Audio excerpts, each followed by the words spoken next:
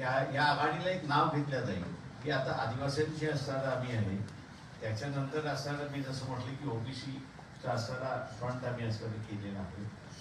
त्याच्याच बरोबर इतर काही संघटना ज्या आहेत त्या बोलतात आहेत, त्यांचं एकदा फायनलिटी झालं की या सगळ्या बसून एक कॉमन बैठक होईल आणि ते कॉमन बैठकीमध्ये आपल्या फ्रंटचं नाव काय असेल हे ठरेल आणि त्या फ्रंट खाली आम्ही असायला सगळेजण लढणार. त्या फ्रंटचा वंचित बहुजन आघाडी पार्ट असेल. ही तिसरी आघाडी म्हणावी का मग या सगळ्यांना घेऊन तुम्ही आता? मी तिसरी आघाडी नाही म्हणणार आहे, कारण का पहिली दुसरी नाही, पहिलं आम्हीच आहोत.